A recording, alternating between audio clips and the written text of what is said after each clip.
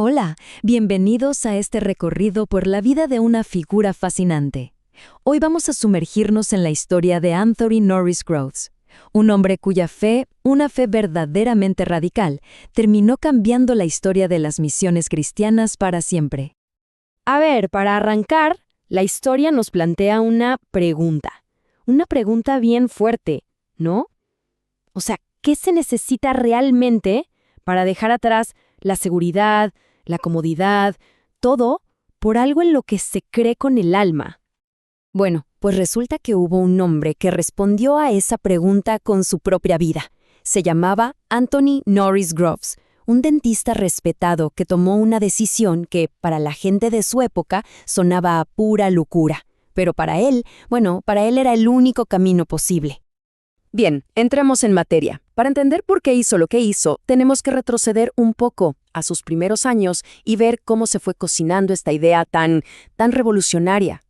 Y es que Groves estaba, literalmente, en una encrucijada. Imaginen el panorama. Por un lado, una vida estable, la que muchos querrían. Dentista de éxito, familia creciendo, seguridad económica, todo controlado. Pero por el otro, sentía un llamado, algo que no lo dejaba en paz, para irse de misionero. O sea, dejarlo todo y depender por completo de la providencia divina. Y para colmo, su propia esposa Mary no estaba para nada de acuerdo. De hecho, se opuso casi 10 años. Esta convicción la dejó por escrito en un folleto que tuvo mucha influencia, llamado Devoción Cristiana. Su lema era simple pero potentísimo. Trabaja duro, gasta poco, da mucho y todo para Cristo. Esto no era solo una frase bonita, era básicamente el manual de instrucciones para una vida totalmente entregada a su fe. Y con esta idea fija en la cabeza, Groves se lanzó a lo que sería, sin duda, la prueba más dura de toda su vida, su viaje a Oriente Medio. En 1829, la familia entera se embarcó en un viaje larguísimo y súper peligroso de casi 6 meses hasta Bagdad. Al llegar, se pusieron manos a la obra de inmediato. Abrieron una escuela, empezaron a dar atención médica. Parecía que todo iba viento en popa, el inicio de un gran proyecto.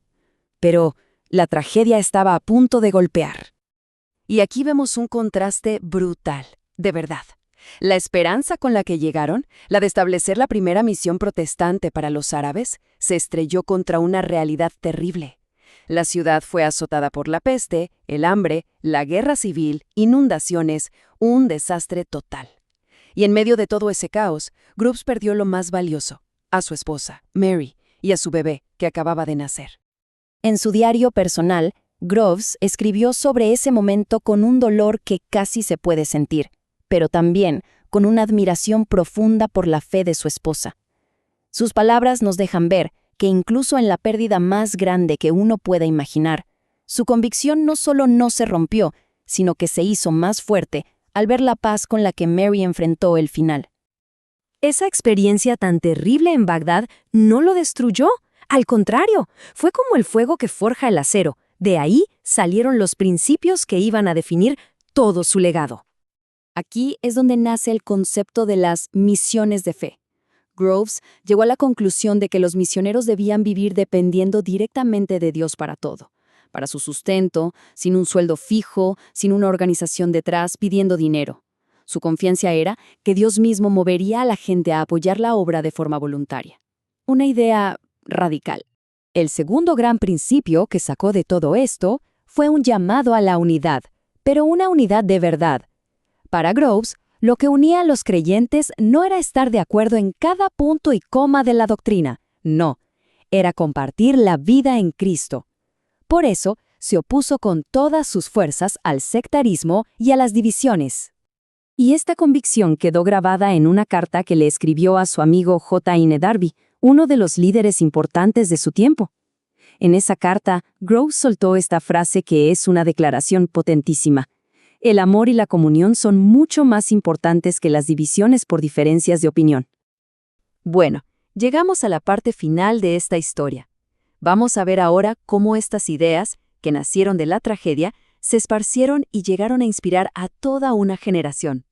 Después del desastre de Bagdad, Groves no se rindió.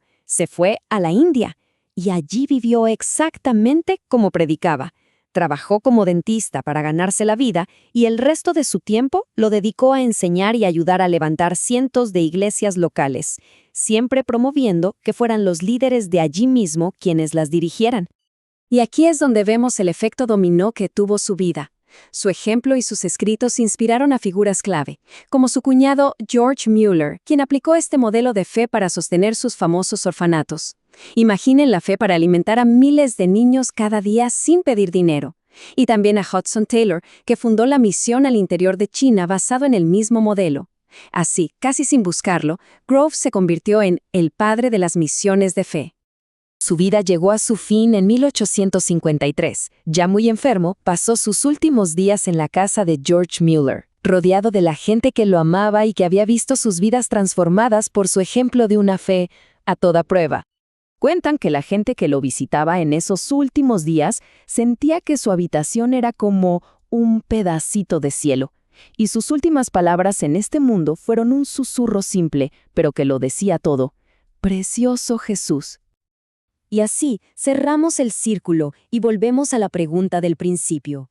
La vida de Anthony Norris Groves nos obliga a reflexionar, a pensar en el costo real de nuestras propias convicciones. Y nos deja con esa pregunta flotando en el aire: ¿qué estamos dispuestos a arriesgar por aquello en lo que de verdad creemos?